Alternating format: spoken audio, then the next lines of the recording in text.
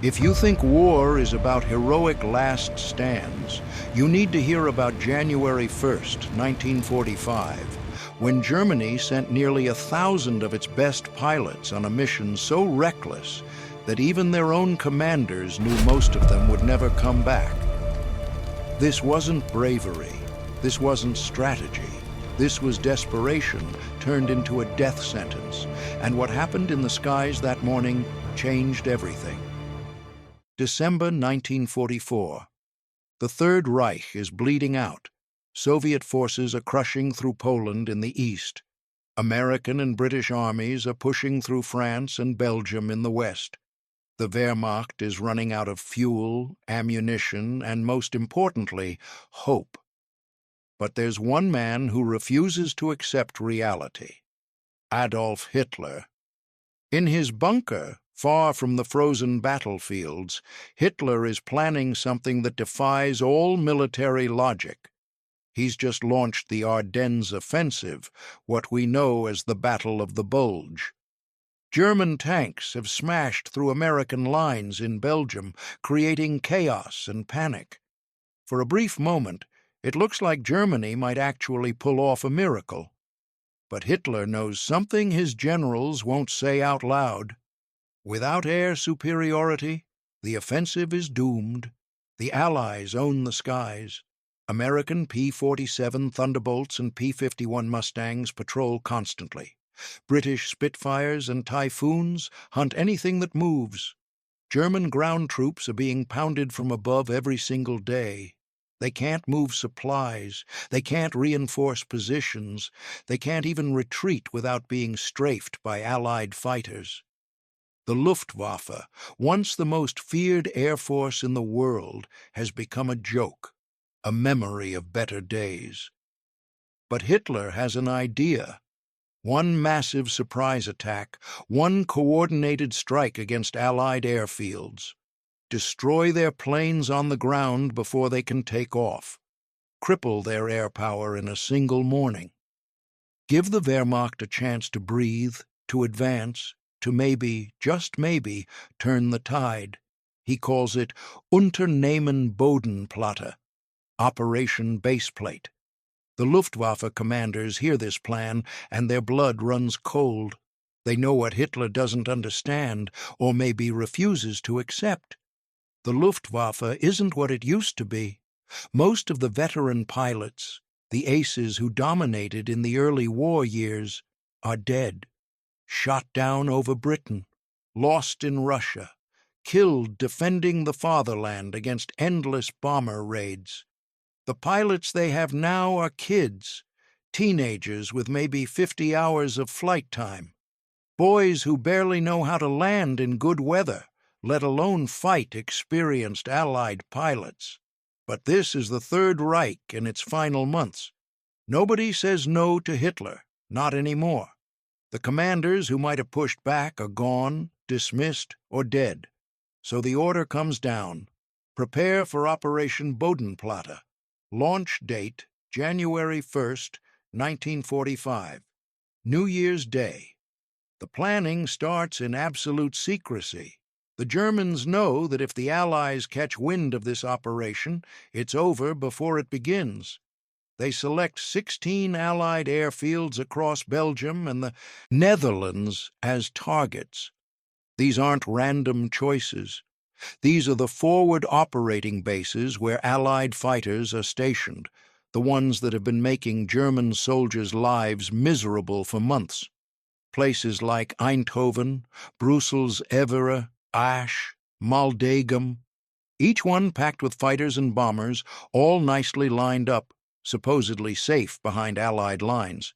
The Luftwaffe scrapes together everything they have: Focke-Wulf 190s, Messerschmitt 109s, even some jets, the revolutionary Me-262s that are supposed to be Germany's secret weapon. They pull planes from training units. They pull planes from the Eastern Front. They pull planes from Homeland Defense.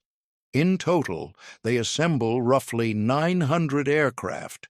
It's the largest Luftwaffe operation in years, maybe the largest they can ever hope to launch again. But here's the problem. Pilots. Finding 900 competent pilots in January 1945 is nearly impossible, so they take what they can get. Combat veterans with hundreds of missions mix with rookies who've never seen actual combat. Some of these kids have logged less flight time than it takes to drive across Germany. They're strapping them into high-performance fighters and telling them to attack heavily defended enemy positions at dawn. The mission briefing is insane. Pilots will take off in darkness at around 8 a.m. when it's still barely light enough to see. They'll fly low, extremely low, to avoid Allied radar. They'll follow special Pathfinder aircraft equipped with better navigation equipment. They'll hit their targets at exactly 9:20 a.m., all 16 airfields simultaneously. Then they'll get out, fast, before Allied fighters can scramble and respond. It sounds good on paper. In reality, it's a nightmare waiting to happen. Flying low-altitude formation in winter weather with inexperienced pilots is asking for disaster. Navigation over enemy territory with limited radio communication is begging for confusion. And hitting all targets at the same synchronized moment requires precision that the Luftwaffe simply doesn't have anymore. But the most insane part? The German High Command doesn't tell their own anti-aircraft gunners about the operation. They're so paranoid about security leaks that they keep their own forces in the dark. This will matter. This will matter a lot. December 31st, 1944, New Year's Eve. While Allied pilots are celebrating, drinking, preparing for parties, German pilots are getting their final briefings. Some of them are writing letters home. They know what this is. They've been around long enough to recognize a suicide mission when they see one. Others, the younger ones, are excited. This is their chance to be heroes, to strike back at the enemies who've been humiliating Germany for months. The mechanics work through the night, preparing every available aircraft. Fuel is precious, ammunition is scarce. But for this operation, the Luftwaffe is pulling out all stops. Every plane gets a full tank. Every gun gets a full ammunition load. This is it. Everything they have left thrown into one desperate gamble. At the Allied airfields, nobody suspects a thing. Sure, there's been some increased German air activity lately, but nothing too concerning. The Allies are confident. They've pushed the Germans back. They control the air. They're winning this war. New Year's Eve is a time to celebrate. At many of the targeted airfields, pilots and ground crews party late into the night. Some are still drunk when the sun comes up. January 1st, 1945. Dawn breaks cold and gray over Western Europe. At German airfields scattered across Western Germany and the occupied Netherlands, hundreds of engines roar to life. The noise is incredible. 900 aircraft starting their engines at roughly the same time creates a sound like rolling thunder. Pilots climb into cramped cockpits. Some are shaking from cold or fear or both.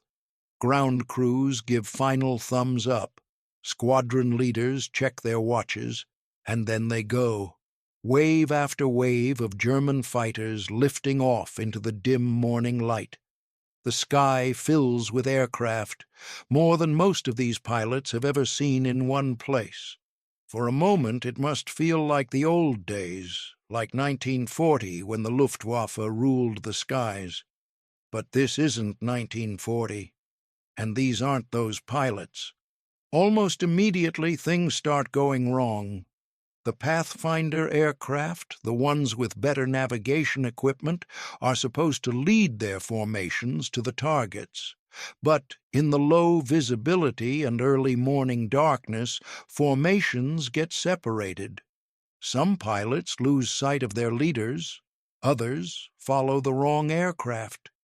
The carefully planned, synchronized attack is already falling apart, and they haven't even crossed into Allied territory yet. They fly low, really low, treetop level. So low that some pilots are actually dodging church steeples and radio towers.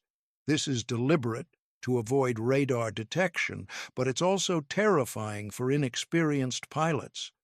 One mistake, one moment of inattention, and you're dead. Several aircraft don't make it past German territory, crashing into hills or trees or each other in the confusion, and then they cross the front lines. This is where it gets really bad. Remember those German anti-aircraft gunners who weren't told about the operation?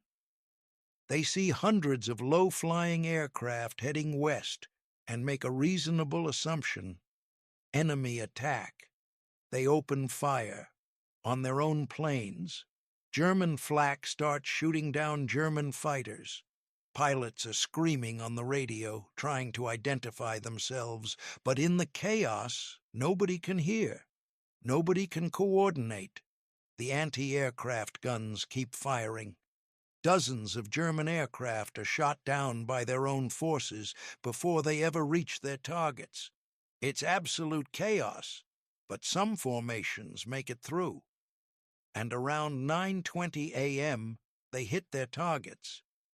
At Eindhoven Airfield in the Netherlands, British pilots are still having breakfast when they hear the unmistakable sound of German engines. They look up and see the sky filled with enemy fighters. There's no time to scramble, no time to run to their aircraft. The German fighters come in low and fast, guns blazing. Parked Spitfires and Typhoons explode, fuel trucks detonate, buildings catch fire. It's absolute devastation. The Germans make multiple passes, shooting at everything. Aircraft, vehicles, buildings, anything that looks important. Some pilots are so inexperienced they waste ammunition on already destroyed targets. Others panic and drop their bombs without aiming. But the sheer number of attackers means that even with poor accuracy, massive damage is being done. At Brussels-Evere, the story is similar. American P-47 Thunderbolts, tough aircraft that can take incredible punishment in the air, are helpless on the ground. German cannon fire tears through them like paper. Pilots and ground crews scramble for cover, diving into ditches and behind buildings. Some try to reach anti-aircraft positions, but the attack is so sudden, so overwhelming, that effective defense is impossible. Ash Airfield gets hit hard. This base is home to an American fighter group, and the Germans catch them completely unprepared. Aircraft after aircraft goes up in flames. The Americans will later report losing dozens of planes, destroyed before they could even start their engines. It's every pilot's nightmare, being caught on the ground. For about 20 minutes it looks like Operation Bodenplatte might actually work. German fighters are destroying Allied aircraft at an incredible rate. Hundreds of planes damaged or destroyed. Airfields in chaos. If the Germans can pull this off, if they can escape before Allied fighters respond, it might actually change something. But then reality sets in. Allied anti-aircraft guns, once they recover from the initial shock, start firing back. And these aren't undertrained German crews shooting at friendlies. These are experienced Allied gunners who've been defending these airfields for months. They know what they're doing. The sky fills with flak. Tracers arc through the air. German fighters start falling. The inexperienced pilots, the ones who've barely learned to fly, panic. Some try to climb to escape the anti-aircraft fire, making themselves perfect targets. Others fly into the ground, trying to stay low. The formations, already disrupted by the confused approach, completely fall apart. And then the Allied fighters scramble.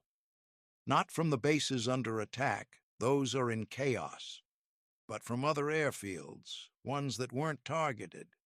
Pilots hear the radio chatter, hear the desperate calls for help, and take off to respond. Within minutes, experienced American and British pilots are in the air, hunting for German aircraft. Now it becomes a slaughter. The German pilots, who might have been effective against parked aircraft, are completely outmatched in actual air combat. The Allied pilots are better trained, more experienced, and flying aircraft that, in many cases, are superior. Focke-Wulf 190s and Messerschmitt 109s start falling from the sky. Some German pilots try to fight. They engage in desperate dogfights, and a few even manage to score kills. But for every Allied fighter they shoot down, they lose 5, 10, sometimes more. The rookies are massacred.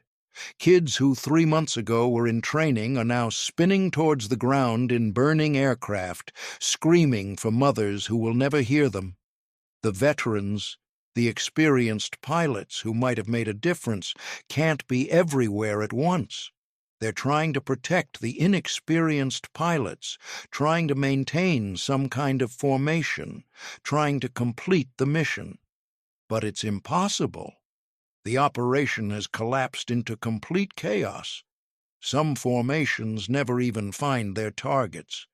The navigation problems that started during takeoff only get worse.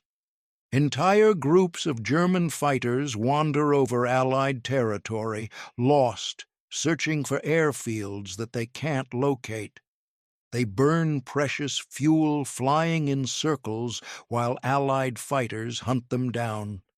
The ones who do hit their targets and survive the initial attack face the nightmare of getting home. They have to fly back across the same territory, now fully alerted, with anti-aircraft guns tracking every movement and Allied fighters swarming. Some German pilots, their aircraft damaged and fuel running low, try to make it back to German lines and crash just short. Others bail out over Allied territory and spend the rest of the war in prisoner camps. The lucky ones die quickly. By 11 a.m., it's over. The sky clears, the guns fall silent, and the accounting begins. The Allies count their losses. It's bad, really bad. Around 300 aircraft destroyed or damaged. Multiple airfields need repair. Ground crews dead or wounded. In terms of material damage, Operation Bodenplatte is actually somewhat successful. The Germans hit hard and hurt. But then they count German losses, and the truth becomes clear. The Luftwaffe has lost approximately 300 aircraft, but more importantly, they've lost the pilots. Killed, captured, or so badly wounded, they'll never fly again. And these aren't just any pilots. Remember, the Luftwaffe scraped together everything they had for this operation. They pulled their best remaining pilots, their experienced squadron leaders, their instructors who were supposed to be training the next generation. 300 pilots, gone in a single morning. For an Air Force that's already on life support, this is catastrophic. This isn't a defeat. This is organizational suicide. And here's the truly insane part. The Allies replace their losses within days. They have factories churning out new aircraft constantly. They have training programs producing new pilots faster than Germany can shoot them down. Within a week, the damaged airfields are operational again. Within 2 weeks, they have more aircraft than before the attack. Germany can't replace these losses. They don't have the fuel to train new pilots. They don't have the time to rebuild squadrons. They don't have the resources to build more aircraft. The pilots lost on January 1st are gone forever. The military historians look at Operation Bodenplatte and struggle to understand the thinking behind it. Yes, it achieved some tactical success. Yes, it caused Allied casualties. But strategically, it's madness. The Luftwaffe traded irreplaceable assets for replaceable ones. They gambled everything on a single morning and lost. Some historians argue that the Luftwaffe was doomed anyway, that by January 1945, German defeat was inevitable, so why not go down swinging? But this wasn't going down swinging. This was accelerating their own destruction. After Bodenplatte, the Luftwaffe is effectively finished as a fighting force. They still have aircraft. They still have some pilots. But as an organized, effective military branch, it's over. The Ardennes Offensive, the Battle of the Bulge that Operation Bodenplatte was supposed to support, collapses within weeks. Without air cover, German tanks become easy targets. Without the ability to contest Allied air superiority, Wehrmacht ground forces are systematically destroyed. By the end of January, the offensive has completely failed, but the impact goes beyond just military defeat. The pilots lost at Bodenplatte represent something larger. These are the last remnants of the force that once terrified Europe.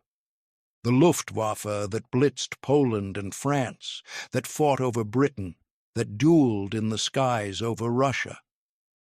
Every veteran pilot lost on January 1st takes that experience, that institutional knowledge, that connection to Germany's air power legacy, with them. For the remaining months of the war, German pilots are basically target practice. Allied fighters roam freely over Germany, shooting down anything that flies. The few Luftwaffe aircraft that do take off are piloted by terrified teenagers who know they're probably going to die. Some of them refuse to fly. Some deliberately crash their aircraft rather than face Allied fighters. The psychological collapse is complete. There are stories from this period that break your heart. Experienced German pilots, the few who survived Bodenplatte, writing letters about having to send kids up in aircraft knowing they won't come back. Ground crews crying as they watch planes take off, knowing they'll never see those pilots again. Squadron commanders drinking themselves unconscious because they can't handle sending more young men to certain death. The Allied pilots notice the change, too. American and British fighter pilots report that by February 1945, engaging German aircraft isn't even challenging anymore.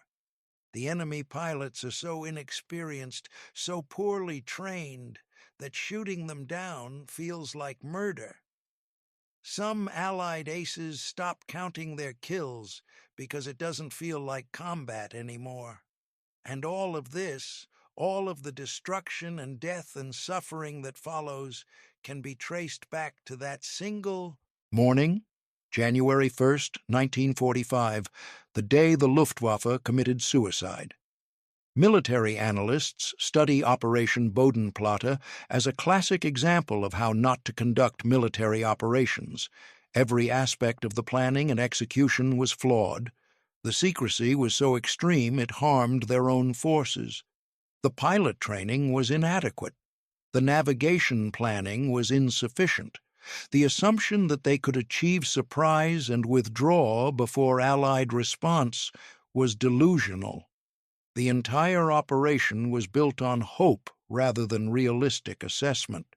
Some German commanders after the war claim they argued against Bodenplatte.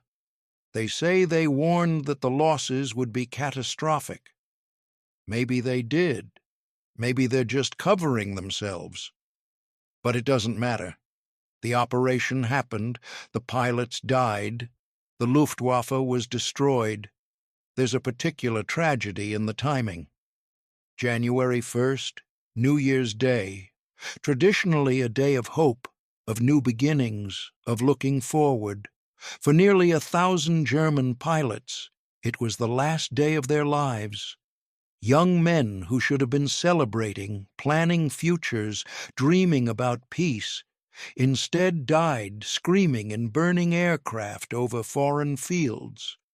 The families of these pilots got notification letters in the following weeks. Your son died serving the fatherland.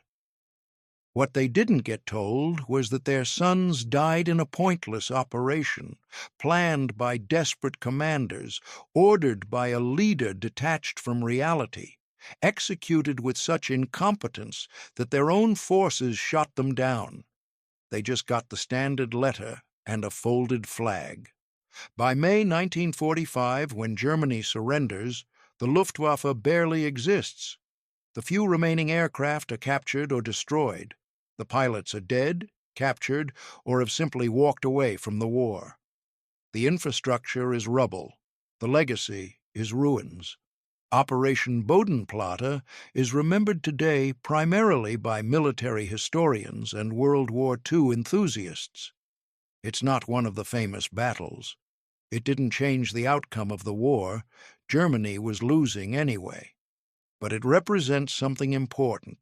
The final, desperate act of a doomed force. The moment when desperation overcame reason. The day when a military organization essentially chose death over admitting defeat. The Allied pilots who survived that morning, who fought in the chaos and lived, carried memories of it for the rest of their lives. Some describe it as the strangest combat they experienced, being attacked out of nowhere on New Year's Day, then watching German aircraft fall from the sky in incredible numbers. Others just remember the confusion, the violence, the sudden transition from celebration to combat. The airfields that were attacked recovered quickly, but some of the people never did. Ground crew members who watched friends die, pilots who survived by pure luck, people who were having breakfast one moment and diving for cover the next, watching aircraft explode around them. War trauma doesn't care about which side you're on. In the end, Operation Bodenplatte achieved nothing that mattered. It destroyed some Allied aircraft that were quickly replaced. It killed some Allied personnel who were mourned and honored. But it cost Germany something irreplaceable, the last of its effective air force.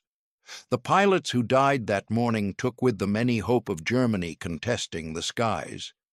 After January 1st, Allied aircraft owned European airspace completely. There's a cold logic to military operations. You calculate risks, assess potential gains, make decisions based on likely outcomes. Operation Bodenplatte fails every logical assessment. The risks were enormous, the potential gains minimal, the likely outcome catastrophic. Yet it happened anyway, because at that point in the war, Germany wasn't operating on logic. It was operating on desperation, denial, and the delusions of leaders who refused to accept reality. The morning of January 1st, 1945 started with 900 German aircraft taking off in the darkness. It ended with the Luftwaffe effectively destroyed as a fighting force. In between was chaos, violence, and the death of hundreds of young men on both sides, but mostly German. Mostly kids who never should have been in those cockpits in the first place. That's the real story of Operation Bodenplatte. Not a heroic last stand, not a brilliant tactical operation, just a waste. A massive, catastrophic, utterly pointless waste of lives, aircraft, and resources. A suicide mission ordered by desperate commanders and executed by pilots who deserved better. The day the Luftwaffe died, not in glorious combat, but in confused, chaotic, meaningless slaughter over Belgium and the Netherlands. The next time someone talks about going down fighting, about heroic last stands, about refusing to surrender, remember Operation Bodenplatte. Remember what desperation actually looks like. Remember what happens when pride overcomes sense, when leaders demand impossible victories, when young men are sent to die for causes already lost. January 1st, 1945, the day hope died at sunrise and fell from the sky in flames. If you want to see what happened to the pilots who survived, check the next video.